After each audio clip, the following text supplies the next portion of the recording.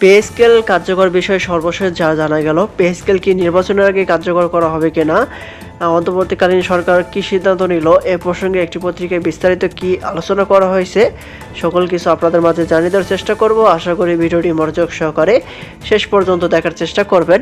আর আমাদের চ্যানেলটিতে নতুন হয়ে থাকলে অবশ্যই চ্যানেলটি সাবস্ক্রাইব করে রেখে পাশে থাকা বেল আইকনটি অন করে রাখবেন। এখন দেখি পে স্কেল কার্যকর নিয়ে সর্বশেষ কি জানা গেল। দেখতে পাচ্ছি বলা হয়েছে, নবম জাতীয় বেতন কমিশনের প্রতিবেদন দ্রুত কার্যকর করার দাবিতে চলমান কর্মসূচির মেয়াদ বাড়িয়েছে বাংলাদেশ সরকারি কর্মচারী দাবি আদায় ঐক্য পরিষদ। মঙ্গলবার ৩ ফেব্রুয়ারি সংগঠনটির সভাপতি মোহাম্মদ ওয়ারিস আলী, সদস্য সচিব মোহাম্মদ মাহমুদুল হাসান স্বাক্ষরিত গণবিজ্ঞপ্তিতে এ তথ্য জানানো হয়। বিজ্ঞপ্তিতে বলা হয়, বৈষম্যমুক্ত নবম পে স্কেলের গেজেট প্রকাশ এবং 1 জানুয়ারি 2026 সাল থেকে তা বাস্তবায়নের দাবিতে ঐক্য পরিষদের ডাকসে দেশের বিভিন্ন দপ্তরের সামনে প্রতিদিন 2 ঘন্টা করে 3 দিন অবস্থান কর্মসূচি ও বিক্ষোভ সমাবেশ স্বতঃস্ফূর্তভাবে পালিত হয়েছে। এতে অংশগ্রহণকারী সকল কর্মচারীদের প্রতি কৃতজ্ঞতা ও ধন্যবাদ জানানো হয়।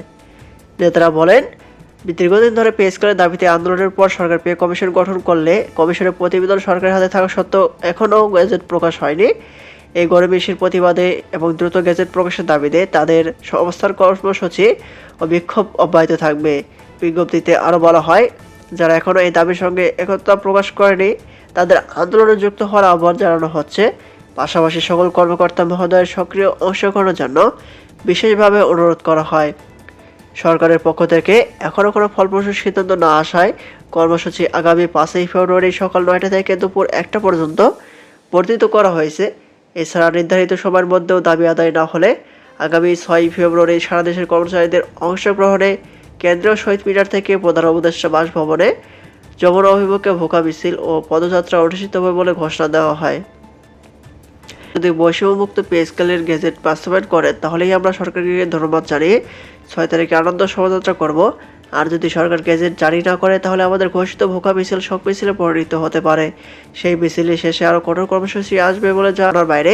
তাই সরকারকে আবারও সকল কর্মচারীদের পক্ষ থেকে বিনীত অনুরোধ জানাই, যাতে কর্মসূচির পূর্বে পে স্কেলের গেজেট প্রণয়ন করে কর্মচারীদের মুখে হাসি ফুটিয়ে দেন।